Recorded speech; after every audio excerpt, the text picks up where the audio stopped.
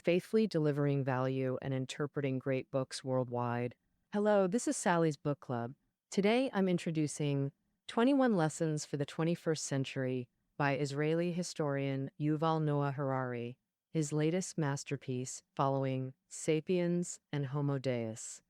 If Sapiens outlined humanity's past, examining how apes gradually became Earth's rulers. Homo Deus explores life's long-term vision, pondering where humanity might ultimately go. Then, 21 Lessons for the 21st Century shifts focus from distant past and future to current and near future events. Thus, Harari completes his trilogy with grand perspective, examining humanity's yesterday, today, and tomorrow. 21 Lessons for the 21st Century was also hailed as 2018's most anticipated book. The author surveys today's political and technological dilemmas, centering on dual revolutions in IT and biotech. He examines 21 issues crucial to humanity's fate. Now, I'll share these condensed into 7 key questions with you. First question: AI will massively disrupt employment. During industrialization, machines already took some human jobs, but they also created new positions simultaneously. Because older machines competed physically, but couldn't replace human biochemistry, especially in people-oriented service industries requiring analysis, communication, and emotional intelligence. These remained beyond machines' capabilities. But modern AI changes everything, competing not just physically, but increasingly surpassing human cognition. Research shows human emotions, desires, choices, and intuitions aren't mystical. They're biochemical mechanisms. If computers analyze these mechanisms, they can predict human behavior and decisions. For instance, an experienced bank manager quickly spots loan fraud attempts from well-dressed clients. A seasoned lawyer accurately judges whether opposing counsel's threats are genuine or just bluffs, and so on. Many people believe this magical intuition stems from their long-term accumulated experience, but this so-called intuition is just the brain recognizing biochemical patterns through analyzing facial expressions, tone, gestures, even body odor. With proper sensors, AI can achieve this too, and do it more accurately and reliably. Moreover, AI has 2 crucial capabilities: connectivity and updatability. Humans are independent individuals, making it hard to interconnect everyone. For example, when a new disease emerges, it's nearly impossible to instantly inform all doctors worldwide. But AI doctors can update globally in an instant. Hearing this, are you feeling pessimistic about future careers? Well, AI can't replace all jobs. It also creates new opportunities. For instance, while AI doctors replace diagnosticians, freeing funds allows human doctors to pursue groundbreaking research on new drugs or surgeries. AI still needs human collaboration. Similarly, drones replace pilots but create jobs in maintenance, remote control, data analysis, and cybersecurity. Like the US military Predator drone requiring 30 operators plus 80 for data analysis. But overall, such jobs are limited and require highly specialized skills. So while creating some new jobs, most positions will be replaced by AI, causing massive unemployment, forced transitions, even a useless class, leading to serious social issues. One view suggests taxing billionaires and corporations controlling algorithms or robots to fund universal subsidies. Another argues governments should provide free education, healthcare, and transportation instead of cash to prevent reckless spending. So here we have 3 issues. First, the world is divided into different countries. Who can ensure that everyone worldwide can access these subsidies or services? No matter what subsidies or services, once provided free to everyone, it's easily taken for granted, and people will chase after various non-essential luxuries. Third, even with basic needs met, work is still a necessary ability, and people prefer to work rather than be supported. So, given the current situation, people aren't ready for this profound transformation. Earlier, we discussed the impact of AI on employment. This is truly a problem facing each of us. In the 19th century, when cars replaced carriages, many coachmen switched to becoming taxi drivers. Today's situation is similar, but people aren't the coachmen, they're the horses being replaced. So, in the future, stability might become a luxury. People will find it hard to stick to one career, forced to transition multiple times, requiring constant updating of knowledge and skills. Under these circumstances, traditional education models no longer meet the demands of the times. This is the second issue we'll discuss today. What preparations should we and the next generation make to cope with unprecedented changes and extreme uncertainty? First, we must change the existing education system and models. Many schools still focus on instilling information and knowledge, but the problem now isn't lack of information. It's too much information, and it's hard to distinguish truth from falsehood. For example, skills that students invested heavily in learning, like C++ programming, calculus, equations, grammar, etc., will soon be completely replaced by AI. In the future, the fundamental structure of life will also change significantly. Traditionally, human life could be divided into two stages: learning and working. But by the mid 21st century, with technological advances and increased lifespan, this traditional model will become unsustainable. Human life may have multiple stages, and these stages won't be tightly connected. Therefore, people need to continuously learn new skills, adjust their work and lifestyles to adapt to ongoing changes. Change will inevitably bring great stress, especially for older individuals. However, if you refuse to change, you'll be left behind. To thrive in such a world requires extreme mental flexibility and emotional balance. Humans will have to repeatedly let go of familiar things and learn to live with uncertainty. So, what should schools teach now? Many education experts believe schools should focus on the four C's: critical thinking, communication, collaboration, and creativity. These are acronyms formed from the first letters of those English words. Broadly speaking, schools shouldn't overemphasize job specific skills, but stress universal life skills. With change being the only constant, the most crucial thing is teaching kids to adapt, keep learning, and maintain balance in unfamiliar environments. Third issue: human freedom and equality face serious threats. Liberalism emphasizes people's right to make decisions based on their feelings, a core value it pursues. People used to think emotions were uniquely human, with no external system understanding us better than ourselves. But biotechnology and internet advancements raise a critical question.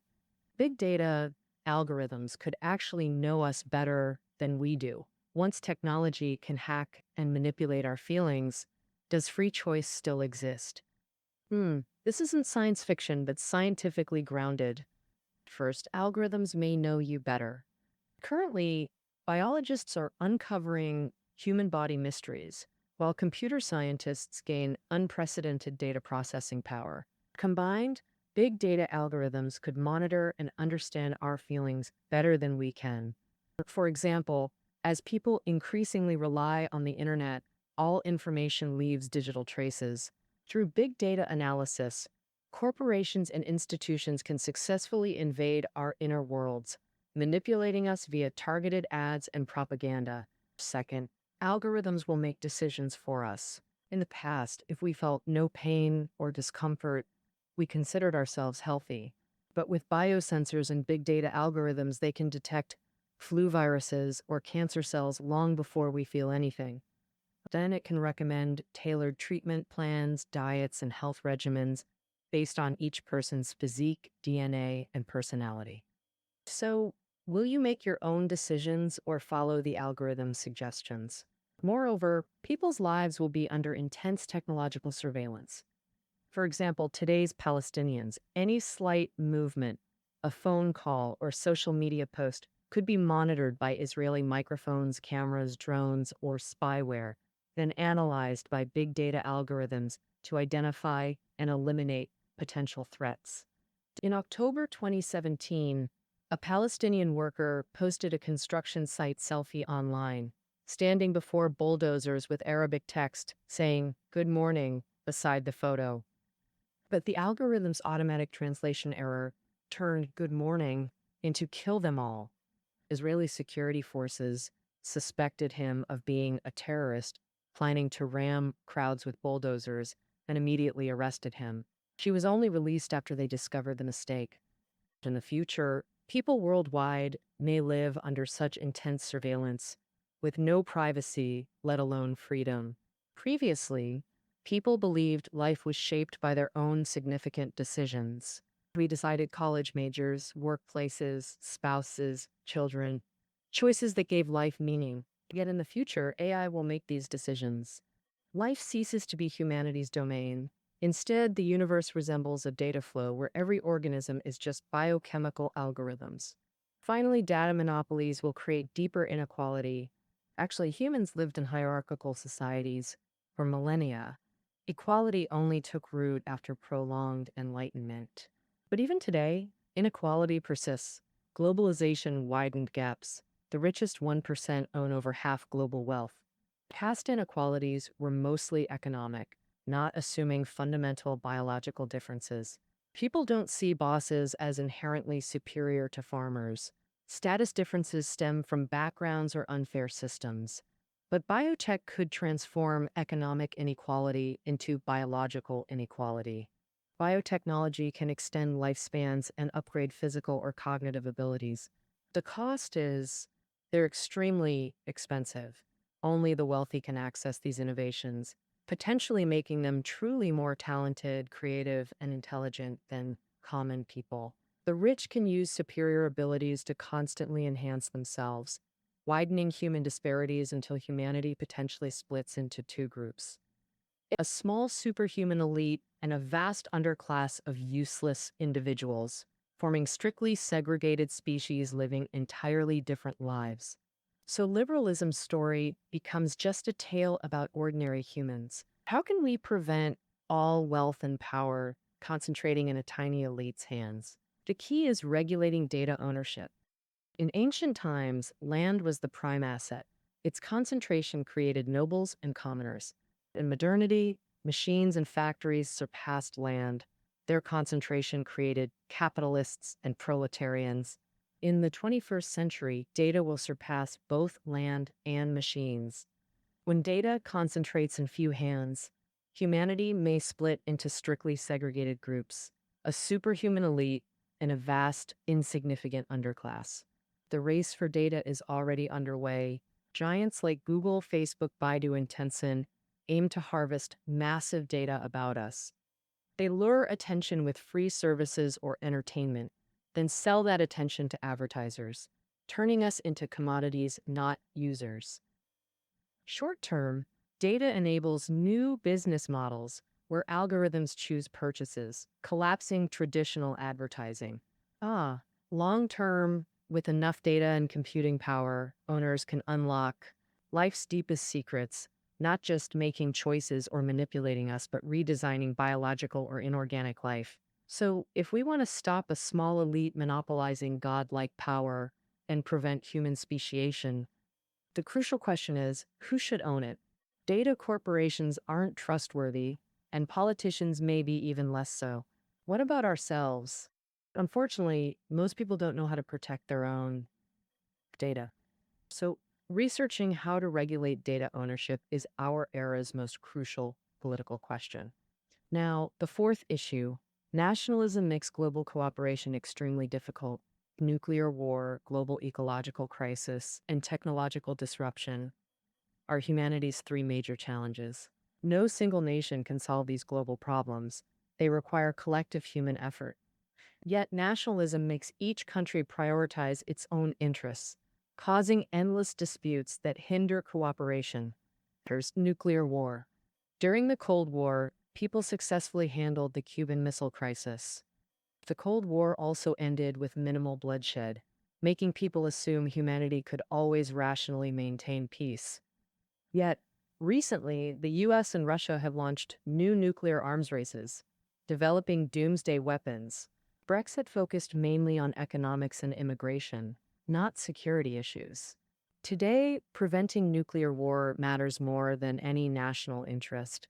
Without strong international mechanisms, nation-states can't address nuclear threats and may even worsen the danger. While nuclear war is a possibility, global climate change is happening right now. Global warming, rising sea levels, and extreme weather have already caused massive damage. But climate threats seem vague and slow-moving, preventing unified action.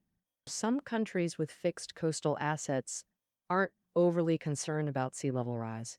When environmental solutions require short-term sacrifice, nationalists prioritize immediate interests over long-term ecology. Some even deny the problem exists. For example, the US unilaterally withdrew from the Kyoto Protocol. So far, nations keep arguing and acting independently on environmental issues. In addressing technological disruption, nationalist states appear even more powerless. Many people believe this magical intuition comes from their long-term accumulated experience. But this so-called intuition is just the brain recognizing biochemical patterns through analyzing facial expressions, tone, gestures, even body odor. With proper sensors, AI can achieve this too, and do it more accurately and reliably. Moreover, AI has two crucial capabilities: connectivity and updatability. Humans are independent individuals, making it hard to interconnect everyone. For example, when a new disease emerges, it's nearly impossible to instantly inform all doctors worldwide. But AI doctors can update globally in an instant. Hearing this, are you feeling pessimistic about future careers?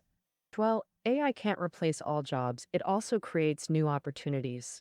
For instance, while AI doctors replace diagnosticians, freeing funds allows human doctors to pursue groundbreaking research on new drugs or surgeries.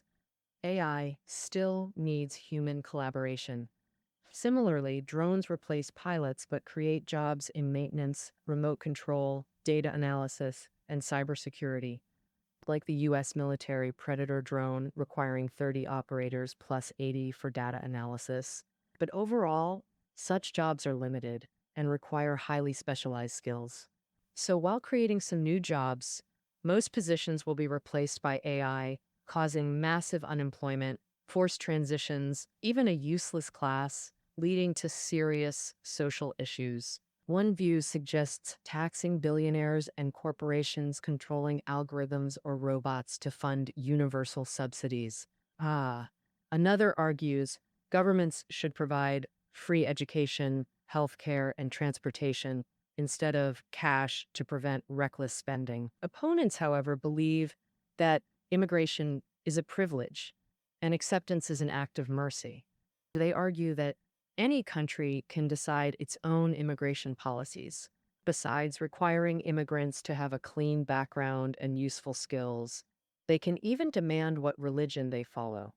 Second, after immigrants are admitted, how can they integrate into the local mainstream culture? Supporters believe that Europe is already very diverse, so there's no need to force immigrants to adhere to a single set of values. Instead, their cultures should be blended into European culture. Opponents also agree that tolerance and freedom are Europe's core values, but they argue the issue isn't that the host country is intolerant, it's that immigrants are not tolerant enough. The problem is that immigrants reject local culture and have issues like gender discrimination, racial discrimination, etc., making integration difficult. Behind the dilemmas and debates over immigration lies the vast differences in human cultures. Although it's widely believed that cultures differ but aren't superior or inferior to each other, we should appreciate this diversity and consider all beliefs and behaviors equally valid. But this tolerant attitude doesn't work in reality. For example, in food and poetry, humans can indeed accept diversity. But when facing issues like burning witches or abortion, few would say this is human diversity that should be protected. Even theoretically, two sets of cultural norms may be on par. Norms and values that work in one country may be impractical elsewhere. For example, suppose there are two countries, cold land and hot land, with many cultural differences, including attitudes toward relationships and methods of handling interpersonal conflicts. People in cold land are taught from childhood to avoid conflicts, control their anger, and maintain a certain distance between people. Whereas people in hot land are taught to express conflicts openly, not suppress their emotions, so that others can know their true thoughts. Hmm. Imagine if a Hotlander is in cold land. They might be seen as irritable, making those around them nervous. And a cold lander in hotland might be perceived as cold and aloof, thinking they're superior, making it hard to make friends. In fact, both cultures aren't superior or inferior, and they can learn from each other. It's just that in different cultural environments, these differences become apparent. Therefore, these cultural differences do exist. We must face them honestly and address them proactively, but we shouldn't overstate them. Currently, Europe's immigration debate continues with no definitive resolution on handling the issue successfully. If Europe finds a solution, the same approach could be replicated globally. If Europe fails, it proves that liberal values alone can't resolve cultural conflicts, let alone unite humanity against deeper global civilizational crises. All right, now the sixth issue, the threat of terrorism and more. In recent years, especially post 9/11, terrorism became a major global threat, forcing nations to invest huge resources, profoundly changing daily life through security checks at previously accessible venues. Actually, terrorist attacks cause very few casualties. The book cites data. Since September 11th, average annual terrorism deaths are approximately 50 in EU, approximately 10 in US, approximately 7 in China, versus traffic deaths, approximately 80,000 in Europe, approximately 270,000 in China. Moreover, material damage from terrorism is negligible. So terrorists are masters of psychological manipulation. They don't aim to destroy real power, but provoke overreactions through panic and chaos. When counterattacks escalate, unforeseen consequences emerge as opponents make mistakes, creating opportunities favorable to terrorists. For example, America's anti-terror war in Afghanistan only bred greater chaos. When more innocent civilians, women and children, are mistakenly killed in war, do locals support or resent America more? Terrorists are like flies trying to destroy a china shop. Their best tactic is buzzing in a bull's ear to make it smash everything. Since terrorism causes minimal damage, why are governments so hypersensitive to its provocations? This is because terrorism threatens the legitimacy of modern regimes. And if a regime's legitimacy is compromised, even a minor issue could cause its collapse. But if unrelated to legitimacy, even the biggest issue isn't that crucial. For example, in the 14th century, the Black Death killed about half of Europe's population. States did nothing about it, yet no king lost power because of it. And because back then, no one believed preventing plagues was a king's duty. But if a king allowed religious heresy in his realm, he could lose his crown or head. Now in modern times, centralized political systems reduce territorial violence. Over decades, political violence nearly vanished in Western nations.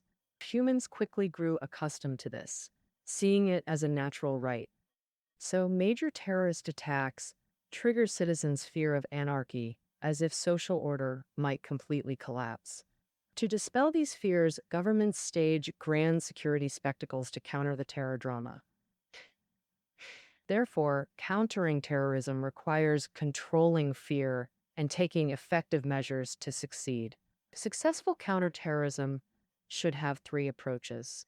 First, secretly strike terrorist networks. Second, media must remain objective, avoiding hysteria and exaggeration. Third, individuals must control their imaginations and avoid overreacting. An even greater threat than terrorism is war. War's meaning differs completely between past and present. Historically, war was low damage, high gain. Successful wars boosted economies and political power. Many nations historically grew powerful by defeating rivals through war. In contrast, such successful wars are nearly extinct today because the economy's nature has changed. Past economic assets were food and property. Battlefield victory meant plundering cities, populations, and resources. Thus, conquest was a straightforward path to growth.